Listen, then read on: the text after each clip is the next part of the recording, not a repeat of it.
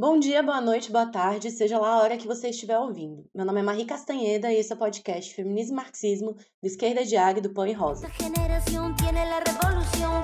No tenemos miedo. No tenemos miedo.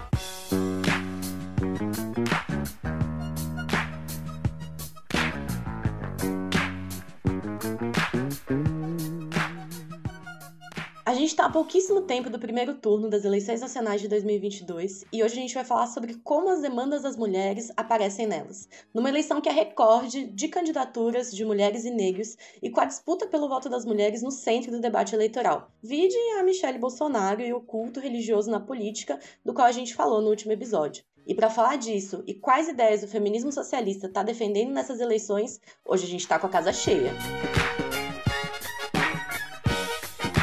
Hoje a gente está em bonde, com 5 convidados nesse podcast e, na boa, a Tebet e a Tronic iam sair correndo horrorizadas pro podre agronegócio da onde elas saíram. Para apresentar brevemente, primeiro a Maíra, que não precisa de apresentação nenhuma, mas eu vou fazer mesmo assim, porque fora do período eleitoral, ela é apresentadora desse podcast e hoje está aqui como convidada. Ela é professora em Santo André e candidata a deputada estadual em São Paulo. Dá um oi, Maíra. Oi, Marie. Oi, meninas. Já tava com saudade de estar aqui com vocês. E todo mundo com saudade de você. E Marcelo Pablito, que é trabalhador da USP, membro da Secretaria de Negras e Negros do Sintusp e co-organizador do livro A Revolução e o Negro, além de ser também nosso candidato a deputado federal em São Paulo. E também o único homem nesse episódio como defensor incansável da luta das mulheres. Você dá um oi pra gente, Pablito? Oi, Marie. Oi, gente. É um prazer estar com vocês aqui de novo. O prazer é todo nosso. Carolina Cacau, que é estudante de Serviço Social da UERJ e professora da Rede Estadual do Rio de Janeiro, candidata a deputada estadual no Rio de Janeiro. Cacau, dá um oi. Oi, gente. Muito bom estar de volta. A professora Flávia Vale, candidata a deputada federal em Minas Gerais. Dá um oi, Flávia. Oi, Marie. Oi, gente. Muito bom estar aqui com vocês. Muito bom, tem todas vocês aqui e Pablito também. E Valéria Müller, que é estudante de letras da Universidade Federal do Rio Grande do Sul e candidata a deputada federal lá no Rio Grande do Sul. Val? Oi, gente. Muito bom estar aí de volta no podcast. Bom, vamos embora então. Então, gente, a última pesquisa do Datafolha mostrou os impactos, né, do reacionário 7 de setembro, com Lula com 44% e Bolsonaro chegando em 34%. A gente viu as falas machistas e misóginas do Bolsonaro, que tiveram novos destaques nessa data, de que todos os homens deveriam buscar uma esposa princesa, como Michelle Bolsonaro, para casar. Ataques ao direito ao aborto e o encerramento da fala em Brasília com aquele coro de imbrochável que o próprio Bolsonaro puxou. Essas demonstrações reacionárias do 7 de setembro parecem ter encorajado a base bolsonarista e a gente viu outros tipos de expressão disso, né? Como o terrível assassinato que aconteceu no Mato Grosso do Benedito Cardoso, que foi esfaqueado depois de uma discussão política pelo apoiador do Bolsonaro. A gente quer aqui registrar toda a nossa solidariedade e apoio à família e aos amigos. E a gente também viu outras expressões reacionárias, como a ameaça ao Boulos e à Ediane Maria com uma arma de fogo durante uma panfletagem, que a gente também quer registrar aqui nosso total repúdio.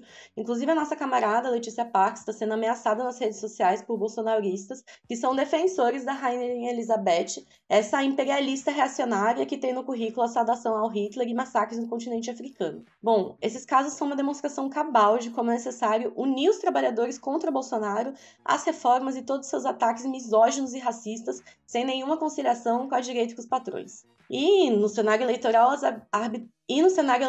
as arbitrariedades do judiciário nas eleições, elas seguem, né? Selando um acordo agora com as Forças Armadas, depois de terem posado de grandes garantidores da democracia. Quando, na realidade, né, é o setor que foi essencial para o golpe institucional, para a prisão de Lula, de toda a manipulação das eleições de 2018 e da implementação de cada um dos ataques que a gente vem sofrendo. O PT, que, enfim, é direção da maior central sindical do país, a CUT da UNE, e do lado do PCdoB, que também dirige a CTB, em vez de convocar manifestações e paralisações massivas para, enfim, não permitir o desfile pomposo da extrema-direita, manteve a linha conciliatória de todos esses últimos anos e as expectativas todas concentradas na conciliação de Lula e de Alckmin. E a gente tem ideias que nos parecem bem fundamentais de serem defendidas nessas eleições. Por isso a gente convidou nossos candidatos para conversar um pouco. Bom, gente, como a gente viu no primeiro debate presidencial, a questão de gênero pautou a discussão, pela misoginia extrema do Bolsonaro e pela representatividade vazia e liberal da Simone Tebet e da Soraya Tronic.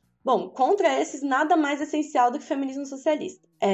Bom, como que vocês veem a política desses setores contra as mulheres? Flávia, você pode comentar um pouco pra gente? Olha, Marie, é um show de horrores o que a gente está vendo nessas eleições. Essa cruzada reacionária do bolsonarismo e ataques sistemáticos às mulheres e aos nossos direitos. O bolsonarismo, ele cria a ideia aberrante de que a mulher tem que ser bela, recatada, do lar, quando a gente sabe que a maioria das mulheres estão em jornadas de trabalho extenuantes, correndo contra o tempo, com dupla, tripla jornada de trabalho, e essa situação ficou ainda pior com a reforma trabalhista. As mães que sofrem com fome, que não têm condição de alimentar seus filhos e que são alvo dessa extrema-direita nojenta. Gente, vocês viram, né? O que foi aquela cena odiosa de um empresário bolsonarista humilhando uma mulher trabalhadora, diarista em situação de insegurança alimentar? Foi uma coisa, assim, revoltante. Imagino que todos vocês, assim, assistiram aquilo com o estômago embrulhado, né? Horrível. Com certeza. E eles mostram com isso, na verdade, o seu ódio de classe e usam até as suas marmitas de caridade para alimentar a violência patriarcal e racista do dia a dia. O Bolsonaro, ele segue atacando o direito ao aborto e faz disso um dos seus slogans de campanha.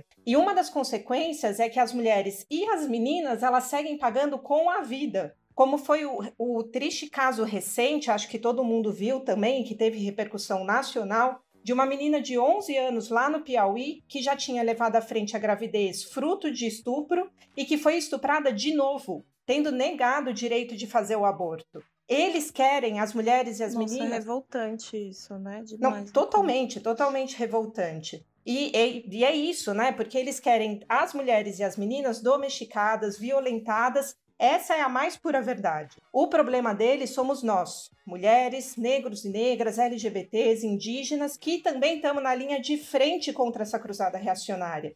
E eles temem a potência dessa força nas ruas lutando pelos nossos direitos e contra todos os ataques aos trabalhadores e ao povo pobre. Por isso, o bolsonarismo é uma resposta reacionária ao movimento de mulheres. O movimento que teve na linha de frente no último período, conquistando pela nossa luta o direito ao aborto em vários países, como foi na Argentina com a Maré Verde. E mostra como o feminismo liberal tenta se apropriar da nossa luta. Expressão desse feminismo liberal é aquilo que a Marie estava falando, né, Marie? Simone Tebet, Soraya Tronic, elas são parte da implementação de todos os ataques que passaram contra as mulheres e contra os trabalhadores no último período. E que até ontem estavam de mãos dadas com o Bolsonaro. Elas fazem demagogia sobre o tema de gênero só para defender esses mesmos ataques contra os trabalhadores. A Tebet, ela chega a falar de igualdade salarial, gente, entre homens e mulheres, num país em que essa diferença chega até 70%.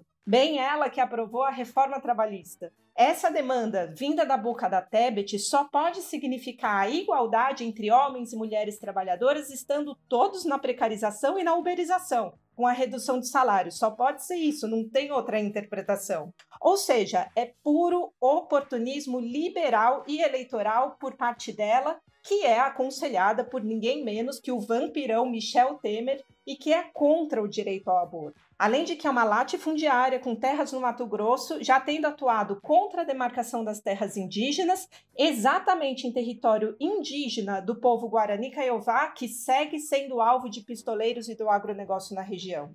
A outra expressão disso, dessa representação do feminismo liberal, é a Soraya Tronic, que é do União Brasil, o mesmo partido do Sérgio Moro, que é o partido que recebe mais de 800 milhões do fundo eleitoral nessas eleições. O partido do Centrão, que é parte de manter no Congresso todos os ataques contra os trabalhadores e o povo, como as privatizações. A política, gente, desse feminismo liberal vai contra a força internacional do movimento de mulheres e é totalmente inofensivo contra o bolsonarismo e a sua cruzada reacionária. Por isso que a gente vem dizendo pelas nossas candidaturas que o nosso feminismo socialista, que está na linha de frente contra Bolsonaro e seus ataques, é contra o feminismo liberal. Porque a gente não separa a luta contra o patriarcado da luta contra o capitalismo e para que sejam os capitalistas que paguem pela crise. E por isso, a gente batalha para fortalecer a unidade de trabalhadores com o movimento de mulheres, negros, LGBT, os povos indígenas, contra todos os ataques e, claro, sem conciliação com a direita e os patrões. Nossa, essencial, tudo que a Flávia colocou, porque é de revirar o estômago de ódio e vontade de tomar as ruas, né? Gente, é o que acontece novamente com a menina de 11 anos e toda a atuação da extrema-direita contra os nossos direitos. Eu acho que também fica bem marcado, né? O quanto as mulheres argentinas, chilenas, mexicanas que lutam pelo direito ao aborto são realmente uma grande inspiração, completamente o oposto da Tebet e da Tronic. Só que aí a gente vê a força do debate de gênero, na centralidade do debate de gênero, quando até essas estão fazendo uma demagogia desse tamanho. Inclusive, um outro caminho que é adotado para canalizar os anseios é essa ideia das mulheres no poder. Cacau, você pode colocar pra gente como você vê as aspirações do movimento de mulheres concentradas numa saída assim? Oi, gente. Então, acho que esse debate é realmente fundamental, assim. Eu acho importante a gente partir que existe uma subrepresentação extrema das mulheres e dos negros, né? E da maioria da classe trabalhadora brasileira e da população como um todo, assim, né? No Congresso e nas eleições. No Congresso Nacional, são 13 senadoras em 81 e 77 deputadas, num total de 513. Ou seja, são 16% dos vereadores são mulheres e 12% são prefeitas. No Senado tem 3 homens que se autodeclaram negros e na Câmara Federal são 24. Essas proporções elas se combinam, né, fortemente com outro dado de que na Câmara dos Deputados 47% deles são compostos de milionários. Sim, gente, milionários. Enquanto a gente faz piada sobre não conseguir mais comprar queijo, enquanto existe a fila do osso e do lixo, né, essas pessoas são uma realidade. No Senado, essa proporção é ainda maior. 2 em cada 3 são milionários. Os 2 mais ricos se apresentam, inclusive, como professores e são magnatas da educação privada. O senador Oriovisto Guimarães, do Podemos, ele é dono do Grupo Positivo, que tem mais de 230 milhões. E o deputado federal Luiz Flávio Gomes, do PSB, partido do vice do Lula, né, o Alckmin, é dono do primeiro grupo de EAD da América Latina, a rede LFG, que rende mais de 110 milhões. Bom, então vamos de estado de balcão de negócios da burguesia, né, gente? Esses dados, eles são extremamente ilustrativos para a gente pensar o anseio genuíno mesmo que os trabalhadores, as mulheres negras e negros, os indígenas, os LGBTQIA+, né, de decidir a política. Mas também eles demonstram como não se trata só de colocar uma de nós no poder, né? Inclusive, a gente já teve uma mulher na presidência, com a Dilma Rousseff, e a gente poderia questionar aqui, né, várias demandas elementares das mulheres que não foram levadas à frente. Existe uma armadilha do liberalismo de incorporar alguns de nós, né, em cargos de poder, enquanto a imensa maioria sofre dupla e triplamente com a exploração do trabalho, aprofundada pelas medidas do Congresso Nacional. Então, quando a gente fala de representatividade, é muito importante a gente ter em mente que sim, é um absurdo o nível de subrepresentatividade que existe, e a gente é a favor de medidas que busquem alterar isso. Na Argentina, por exemplo, os nossos companheiros, como a Miriam Bregman, do PTS, né, no parlamento, defende que 50% dele deveria ter, que 50% deveria ser o piso de representatividade das mulheres no parlamento, mas o problema é que quando a representatividade se transforma numa estratégia em si mesmo, como eu vejo muitos setores do PSOL, né, também hoje colocando, por exemplo, a ideia de mulheres no poder, como se só eleger uma mulher ou eleger uma de nós significasse um avanço na nossa luta, né? A gente tem que se perguntar, inclusive a partir da Flávia, né, e da Marie, né, o que mulheres como a Soraya, como a Tebet, como a Michelle Bolsonaro vão auxiliar na demanda das mulheres. A gente sabe que absolutamente nada, pelo contrário, inclusive. Essa estratégia... Totalmente pelo contrário, né, Cacau? Exatamente. Essa estratégia em si mesma, né, por fora de um conteúdo e de uma política de independência de classe, ela não serve pra gente. Inclusive o PSOL, que é um partido que está agora, né, submetido a essa conciliação da chapa Lula e Alckmin, né, e numa federação com a ecocapitalista e antidireito ao aborto, como é a rede, né, assim, vai entregando a demanda das mulheres, dos oprimidos, como moeda de troca também, né? Como fez o PT, inclusive, nos seus anos de governo, com os acordos com as igrejas e com várias outras medidas que não favoreceram as mulheres. E como diz a Leti, né, nossa amiga e camarada, assim, a gente não quer ser uma no topo com um chão banhado de sangue negro, feminino, indígena, LGBT e de trabalhadores. A gente quer ser milhares pelas ruas, lutando pelos nossos direitos, e as nossas candidaturas estão a serviço de defender esse caminho. Nossa, gente, esses dados do Congresso Nacional, no mínimo, extremamente expressivos, né? Inclusive para entender os ataques que a gente sofreu. E também dá para pensar na centralidade de defender que justamente todo político e todo juiz ganhe como uma professora, né? Mas para pensar um pouco a obra desse Congresso Nacional junto a Bolsonaro e também o Judiciário, eu queria que a Val comentasse um pouco pra gente sobre as contrarreformas e o impacto delas na vida das mulheres. Qual o programa que precisa ser levantado frente a isso, Val? Pois é, né, Marie? Quando a gente fala de reformas, é justamente pelas mãos desse Congresso de milionários, de machistas, de conservadores que foram todas aprovadas. Desde o golpe institucional, né, vem sendo aprovadas aí uma série de reformas, também privatizações e ataques, que atingem em cheio as mulheres e o conjunto da classe trabalhadora. Daí lá no governo golpista do Temer, uma das primeiras medidas foi a lei do teto de gastos, que congelou investimentos em saúde, educação e também nos outros serviços públicos durante 20 anos, que foi uma medida que se enfrentou, né, com o processo de ocupações de escolas e universidades que se espalhou pelo país, teve bastante apoio popular, mas que acabou ficando isolado pela política das centrais sindicais e a lei foi aprovada e mostrou aí os seus efeitos ao longo desses últimos anos. Depois de 2017, que foi no ano seguinte, né, o plano do governo golpista era aprovar reforma trabalhista e reforma da Previdência.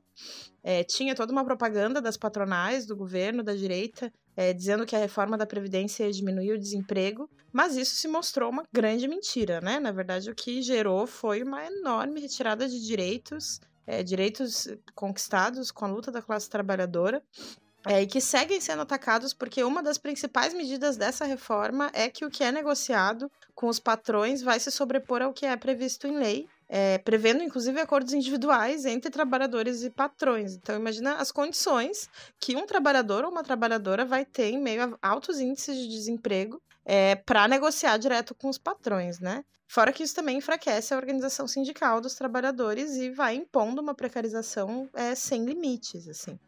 Essa reforma, ela também prevê uma medida que é muito nefasta de trabalho intermitente. Eu, inclusive, conheço várias trabalhadoras que estão nessa situação e é uma coisa de ficar disponível para as empresas, de acordo com a necessidade dos patrões, ter, né, um contrato de trabalho, tá, supostamente empregado, mas na verdade não ter certeza se vai de fato receber o seu salário.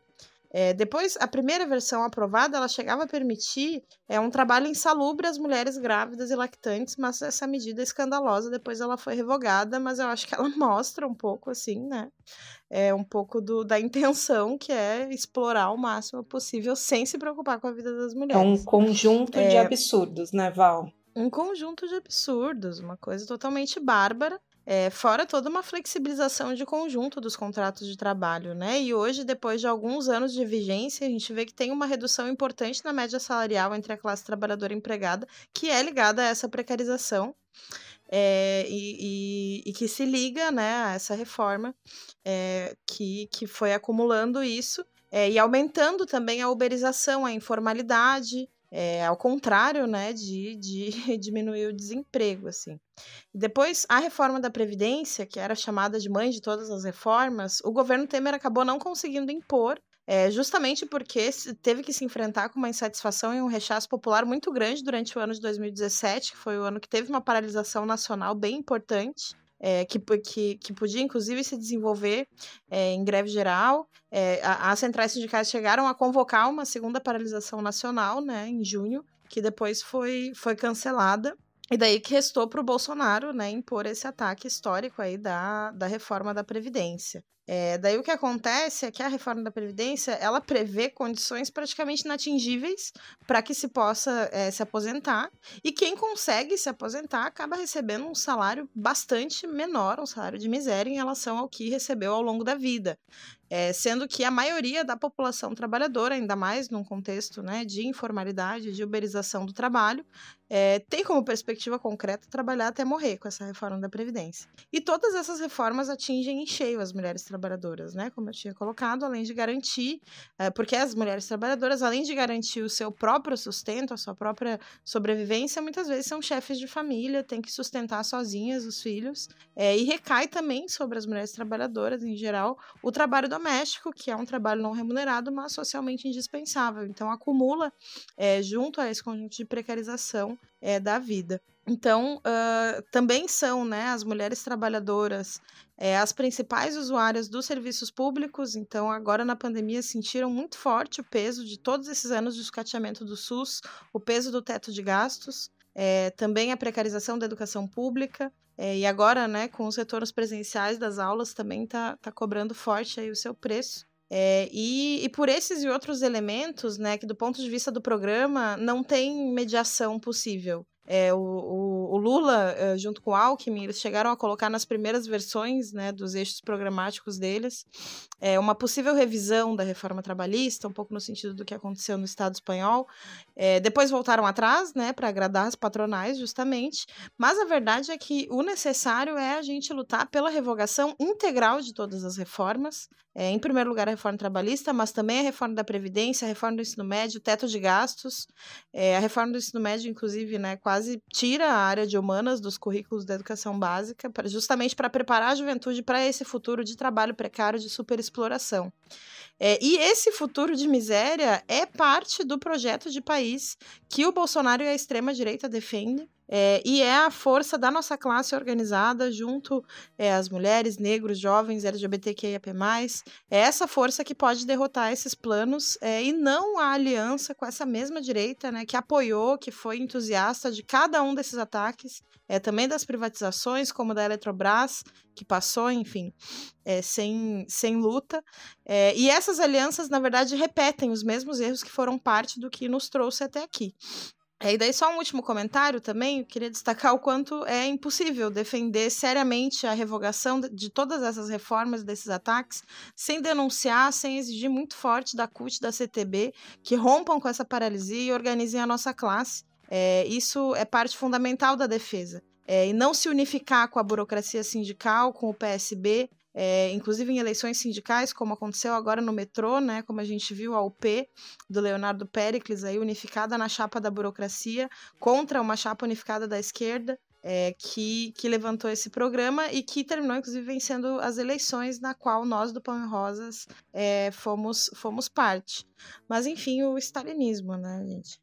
Isso sem a gente nem tocar no que significou o stalinismo para as mulheres, inclusive indicar aqui o nosso episódio Trotsky, a luta das mulheres, para poder aprofundar nesse tema. E, enfim, né, a revogação das reformas é essencial no combate à precarização que vem se aprofundando nos últimos anos. E com ela se conecta a defesa da jornada de 30 horas. Ô Maíra, você pode contar um pouco dessa demanda que é histórica da classe trabalhadora? Posso sim, Marie. Eu acho que tá bem claro aí, né, inclusive com tudo isso que a Val falou, o quanto vem se aprofundando, né, a precarização do nosso trabalho aí nos últimos anos. E aí, para você ter uma noção, na indústria do ABC, que é gigantesca, hoje a maioria dos postos de trabalho são ocupados por trabalhadores terceirizados. E essa é uma realidade em todo o país, que se soma aí com os mais de 10 milhões de desempregados, 4 milhões de desalentados, né, de gente que, enfim, já desistiu de procurar emprego. E esses números são muito assustadores. Mas eles também são funcionais aos patrões, já que com tantos desempregados, o salário daqueles que têm emprego pode ser rebaixado. Ontem a gente foi aqui na Mercedes-Benz, em Santo André, porque tá tendo ameaça de demissão, e tinha trabalhador falando, putz, mas imagina, demitir a gente sem, né, negociar, sem nenhum direito e tudo mais. Então, tem aquele medo de perder o emprego e acaba se aceitando uma condição mais precária. Então, a gente vê que é como uma moeda de troca mesmo. E a gente também vê isso no concreto com os acordos trabalhistas que são negociados pelos sindicatos, que muitas vezes rebaixam, né, os salários e os direitos para que os empregos sejam mantidos. E, obviamente, o desemprego massivo serve como freio para a luta dos trabalhadores, porque numa situação como essa que a gente está atravessando, ninguém quer se arriscar a perder o emprego né, e ir para uma fila de desempregados que nunca se sabe se vai ter um fim. E o Bolsonaro tentou ir mais a fundo nessa situação, buscou aprovar a reforma administrativa durante o governo dele, que vai servir para rebaixar os direitos dos servidores públicos,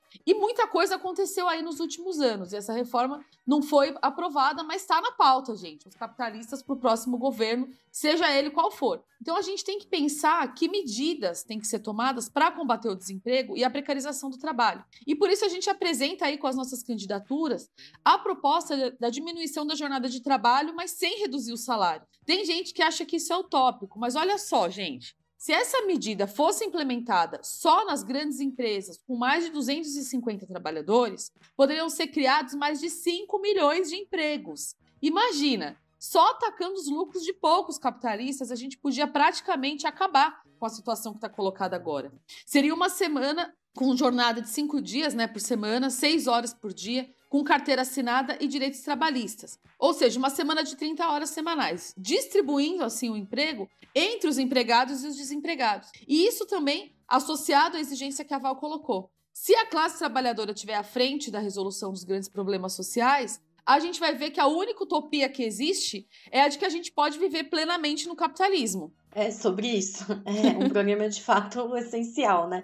E que se volte contra o lucro dos patrões. Bom, gente, vocês também têm colocado bastante ênfase na necessidade da auto-organização. Marcelo, você pode falar um pouco mais sobre isso pra gente? Claro, posso sim, Marie. Então, primeiro eu queria dizer que é um prazer enorme estar aqui com as minhas companheiras, né, camaradas de candidatura e com quem eu tive junto em várias lutas defendendo o direito das mulheres, dos negros, das LGBTQIAP+, e também os direitos da nossa classe, né, com certeza. Então, partindo disso, e sim, a gente veio colocando bastante essa questão da auto-organização nas eleições, Marie, porque diante dessas eleições, muitos setores do próprio regime que a gente vive, vem dizendo que são contra o Bolsonaro, né? Como fizeram, a gente viu aí no dia 11, os juízes do STF, setores burgueses como a Fiesp, a Febraban, setores da mídia como a Globo, né? Vários políticos da direita tradicional, enfim, bastante gente se dizendo colocar contra o Bolsonaro e tratando como se a gente não tivesse memória. E eles fazem isso justamente porque eles tentam apagar que foram eles mesmos que abriram o caminho, pavimentaram o caminho para que o Bolsonaro pudesse chegar ao poder, né? Então, além disso, a verdade é que, do ponto de vista dos ataques e das reformas, Marie, que passaram desde o golpe institucional de 2016, todos esses setores do regime, os setores empresariais, banqueiros, etc., eles têm acordo com o Bolsonaro. Então, eles estão se colocando, fazendo uma crítica discursiva ao Bolsonaro, mas tem acordo com uma série de medidas de ataque à nossa classe que o Bolsonaro veio implementando, né? Ou seja, eles querem tirar o Bolsonaro agora, nesse momento, né? Mas querem manter no país todas as reformas, todos os ataques que aumentaram justamente a precarização, a fome, o desemprego para a nossa classe. Eu não sei se vocês lembram. Ainda bem que a gente não esquece, Exatamente. Né? Tem até o pessoal volta e meia coloca na internet, relembrar é viver, né? Pois é. Eu não sei se vocês lembram, inclusive, da entrevista que o Bolsonaro deu no Jornal Nacional, por exemplo, agora recentemente, em que o William Bonner ele tentou se colocar contrário ao Bolsonaro em alguns temas, né? Mas na hora da economia, justamente, você pode ver que ele só perguntou quais seriam os planos do Bolsonaro para 2022. Ou seja, sem nenhuma crítica, né? Porque é óbvio que a Globo e todos esses setores que ela representa também foram a favor e aprovaram a reforma trabalhista, a reforma da Previdência, as privatizações, enfim, tudo aquilo que colocou a crise capitalista nas costas da nossa classe, né? Então, por isso que a gente veio levantando nessas eleições uma voz que aponte um outro caminho, Marie, um caminho para que todos os jovens, os trabalhadores que estão aqui nos ouvindo, que estão ouvindo o podcast agora, né? Mas também os setores com quem a gente vem debatendo ao longo da nossa campanha, que são parte dos setores que odeiam Bolsonaro e que a gente está tentando com as nossas candidaturas apontar um outro caminho, né? De que não é de braços dados com esses setores do regime que estão na oposição agora ao Bolsonaro, mas sim com um caminho de organização da nossa classe, nos locais de trabalho, nos locais de estudo, né? Da gente se organizar, inclusive nós negros, nos organizarmos como povo negro no país inteiro, que inclusive tem uma história heróica de lutas, né? A história da luta das mulheres, se organizar também como LGBTQIAP+, e através da organização da nossa classe pela base, ou seja, com assembleias, com discussões democráticas que deveriam estar sendo convocadas, inclusive, né, pelos sindicatos e pelas centrais sindicais. Digo deveriam porque, na verdade, a gente vê os sindicatos que deveriam ser ferramentas de luta da nossa classe hoje estarem totalmente paralisados e servindo apenas de comitê de campanha eleitoral e organizando 0 assembleias nos locais de trabalho. Mas, enfim, eles deveriam estar organizando espaços para que todos os trabalhadores, os setores oprimidos, a juventude, pudessem debater e decidir, cada um, né, votando, decidindo, opinando sobre o que realmente considera importante para o país e, a partir daí, organizar um plano de luta contra o bolsonarismo, contra os ataques, né, organizando manifestações, greves, piquetes, para derrotar essa extrema-direita que a gente está vendo aí, Marie, está claríssimo. Para quem viu as manifestações agora no 7 de setembro, mais uma vez, viu que esse setor, ele, mesmo que ele perca as eleições, ele vai seguir atuando com todo o seu conservadorismo, com o machismo, com a misoginia, com o racismo contra nós negros, né? Ou seja, a gente vai precisar se organizar e construir uma força social e política que se enfrente com toda essa extrema-direita e com todos os seus planos, com todos os seus ataques, né? E avance para, com a nossa força, impor um programa para que sejam os capitalistas que paguem pela crise, como disse muito bem a Flávia logo no início do programa. Enfim, essa força social ela vai vir da onde, Marie? Nós consideramos que ela vai vir justamente do seu local de trabalho, da sua escola, da sua fábrica, da sua universidade, enfim, do seu local de trabalho e estudo. E para isso a gente vai precisar se organizar. Por isso a gente fala, esse caminho vai vir da nossa organização. Não tem como a gente esperar que um caminho assim venha da Globo, do STF ou, enfim, de algum setor do regime, entendeu? Então, por isso que a gente está chamando todo mundo que está ouvindo esse programa a votar nessas eleições, né, nos setores que defendem esse caminho, um caminho de independência de classe, de auto-organização, né, fortalecer a nossa própria luta sem aliança com os patrões e nem com a direita. Então, esse é o chamado que a gente queria fazer aqui também, a votarem e a se organizarem também junto com a gente. É muito fundamental essa concepção, né? Quando a gente está falando de um combate real ao bolsonarismo, à extrema-direita e aos ataques. E, nossa, Pablito, quando você estava falando, eu não consegui não lembrar nas entrevistas do jornal, que o Jornal Nacional fez com as candidaturas, a defesa do Jornal Nacional de que o agronegócio e o meio ambiente andam lado a lado. A defesa do meio ambiente, que virou até meme, né, gente? Porque, nossa senhora. Sim. Foi uma afirmação que demonstrou bastante aí da onde vem as posições. E, enfim, também nesse sentido, a gente debateu no último episódio a necessidade de lutar pela separação da igreja do Estado. E aí eu queria que a Flávia comentasse um pouco mais com a gente qual que é a importância de que existam candidaturas que defendam o direito ao aborto legal, seguro e gratuito. Por que a gente coloca essa bandeira? Marie, o tema do direito ao aborto hoje, mundialmente, simboliza uma verdadeira cruzada da extrema-direita contra as mulheres. Né? Enquanto isso, a gente vê coisas revoltantes, como a menina do Piauí, que a gente comentava, né, no começo do episódio, ou a menina de Santa Catarina, que foi estuprada e induzida por uma juíza a desistir do aborto legal, que foi também bastante chocante. Enfim, tudo isso é o resultado do que o bolsonarismo defende para as mulheres e para as meninas, né? Que, na verdade, é a seguinte ideia: estupradas e violentadas, mais belas, recatadas e do lar. É uma coisa bastante asquerosa, né? E que mostra também que as políticas de mal menor são um beco sem saída para a nossa luta. E, ao contrário do que fazem muitas candidaturas da esquerda nas eleições, nós não abaixamos nossas bandeiras frente à extrema-direita com medo de perder votos e nem fazemos um recuo tático como tentam justificar as feministas do PT, que rifaram a luta pelo direito ao aborto em nome da governabilidade petista em seus 15 anos de governo. Nós que somos feministas socialistas, a gente ergue alto a luta pelo direito ao aborto e pela educação sexual nas escolas desde as nossas candidaturas e, como você disse também, pela separação da Igreja e do Estado. Eu dou o exemplo dos Estados Unidos para explicar isso que eu estava dizendo em relação ao mal menor ser um beco sem saída para a nossa luta. Eu acho que isso é uma coisa bem importante.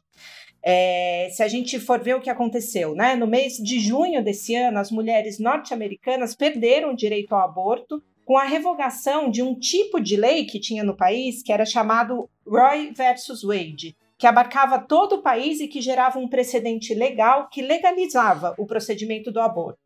O Biden e os democratas nunca fizeram nada para que esse precedente legal virasse uma lei de fato. E diziam que era preciso votar em Biden para derrotar o Trump. Mas agora a gente vê o direito ao aborto ser atacado e que mesmo com a derrota do Trump, o trumpismo segue como uma força reacionária atuante fortemente no país. Isso teve combinado com vários ataques aos direitos trans, né? E aos direitos das LGBTs de conjunto. Exatamente, para mostrar como é um caminho sem volta e a importância da nossa luta, né? E ainda mais porque diz muito para a gente aqui no Brasil, que luta contra o Bolsonaro, contra o bolsonarismo, e a gente leva essa luta à frente também nessas eleições. Porque quando a gente vê esses exemplos internacionais, a gente pode entender mais que é exatamente com a força das lutas e das mulheres, das meninas nas ruas, a via de realmente conquistar nossos direitos e derrotar os ataques da extrema-direita. Como foi, por exemplo, a Maré Verde na Argentina, né, que é um grande exemplo para o movimento de mulheres internacionalmente, com milhares nas ruas para arrancar esse direito. E que foi um trampolim para outros países saírem a lutar pela legalização do direito ao aborto. O PT, gente, nunca legalizou o direito ao aborto, mesmo quando Lula tinha 80% de popularidade. A Dilma, como a primeira mulher presidente, ao contrário, ela enviou uma carta ao povo de Deus garantindo que o aborto não seria legalizado.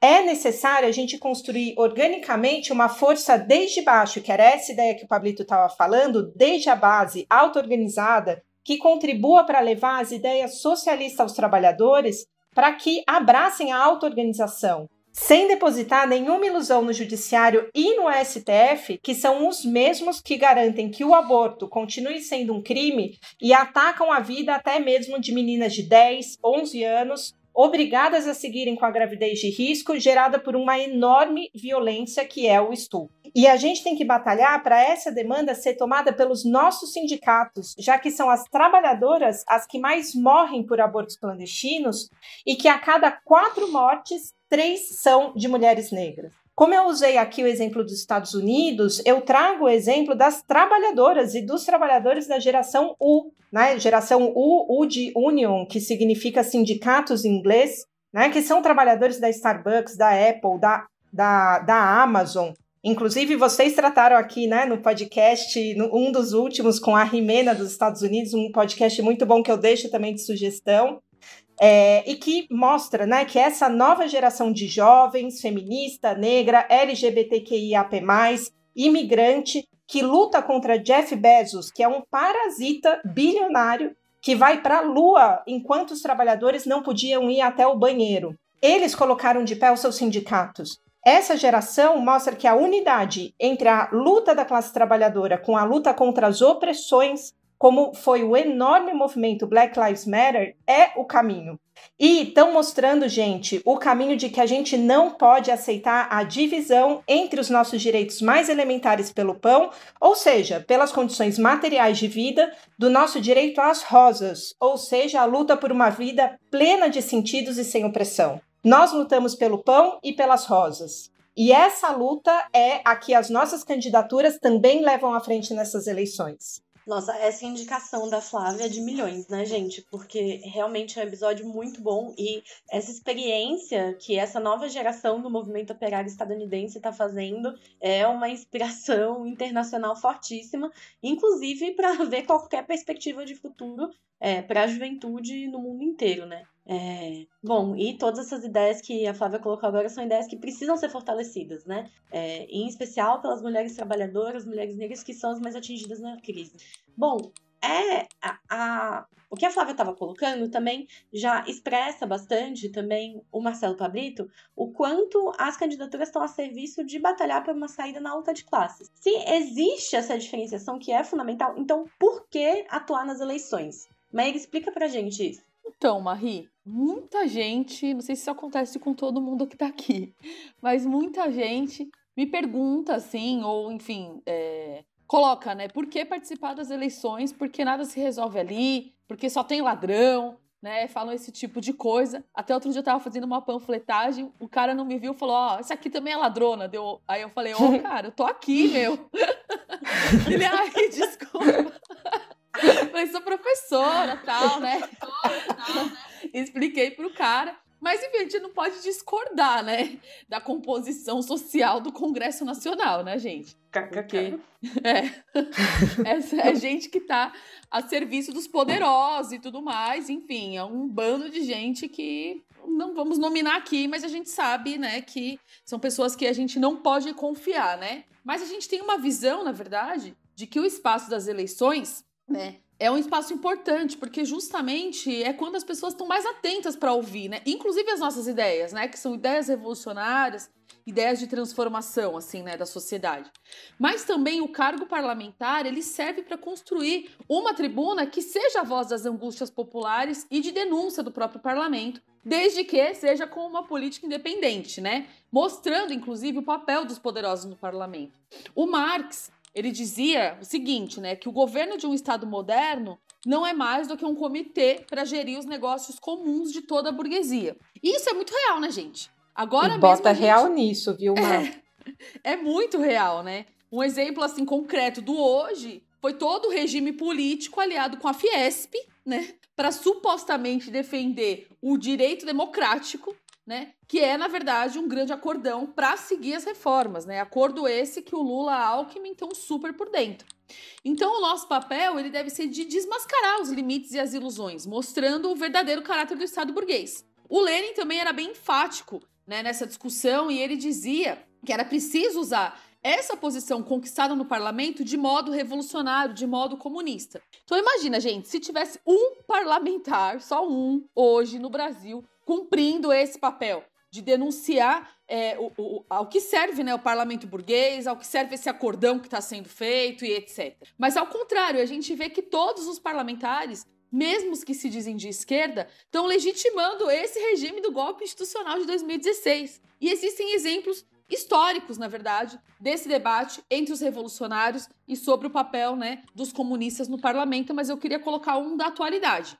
Que é um exemplo aqui do nosso país vizinho, dos nossos irmãos da Argentina. A gente, lá na Argentina, tá à frente, como o PTS, que é o partido irmão do MRT, da FIT, que é a Frente de Esquerda e dos Trabalhadores, e lá a gente tem parlamentares revolucionários que estão na linha de frente na luta dos trabalhadores, das mulheres, enfim, do conjunto dos oprimidos. Tem o Nicolás Del Cânio, que já levou até bala de borracha, né, em repressão policial, defendendo greve, defendendo mobilização dos trabalhadores. Tem o Alejandro Vilca, que é um gari indígena, e tem a Miriam Bregman, né, que é deputada nacional e que foi fundamental na Maré Verde em defesa do direito ao aborto, expressando que esse direito só seria arrancado com a luta e com a mobilização, que não se devia ter uma confiança cega no parlamento, porque ele só ia votar a favor das mulheres caso tivesse uma grande organização nas ruas, né, das mulheres junto aos trabalhadores. E justamente foi o que aconteceu. Então é assim que a gente enxerga, né? A gente vê que o terreno dos revolucionários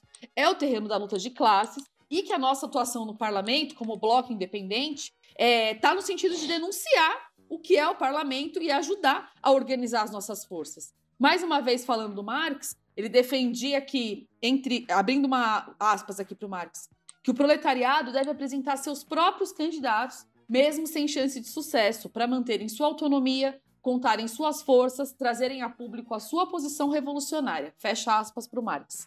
Eu vejo que a gente está construindo, com a organização da nossa classe, né, a partir dessas candidaturas, buscando chegar onde alcançam as nossas forças com um programa independente que busque justamente uma saída para a crise, como a gente veio colocando aqui, Marie, durante toda essa conversa aqui nesse episódio. Nossa, muito fundamental conhecer esses exemplos, né, que Maíra deu agora, e esse do PTS na FIT é muito central, né. Foi uma das primeiras forças políticas na Argentina que repudiou com toda a força o atentado que foi sofrido pela Cristina Kirchner e exigir a mais rápida clarificação possível, né? A Miriam Bregman, que a Maíra estava falando, que é deputada em Buenos Aires, ela fez uma intervenção fortíssima no parlamento, partindo do total repúdio ao atentado e denunciando as forças de extrema-direita argentinas que simplesmente não condenaram o atentado, gente. Enfim, denunciando Milei, denunciando a Patrícia Bullrich e desenvolveu Foi uma fala fortíssima mesmo, Marie.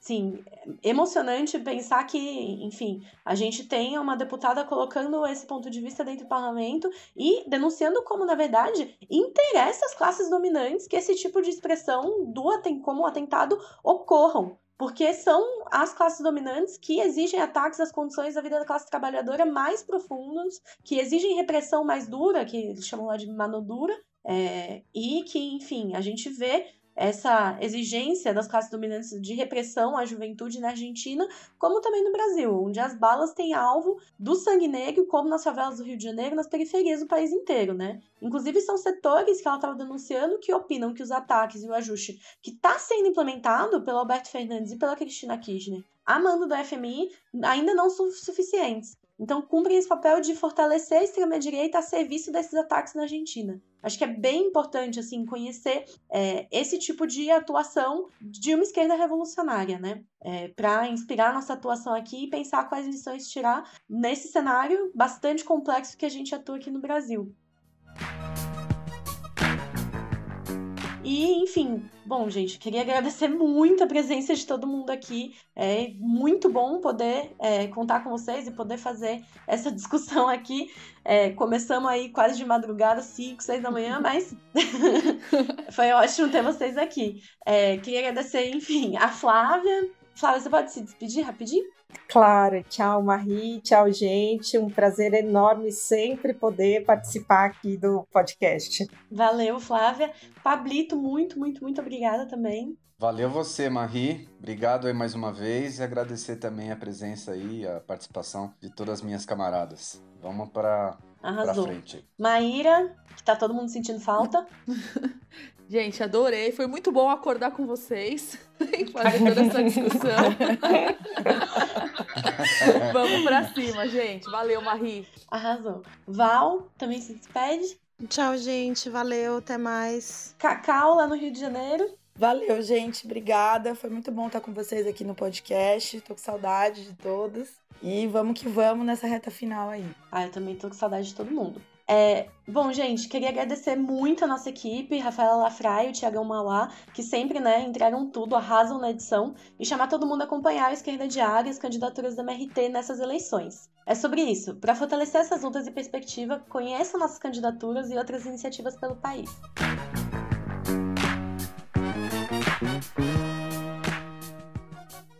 Contra Bolsonaro e as reformas, unir os trabalhadores sem aliança com a direita e os patrões. É isso, gente. Curtam e compartilhem.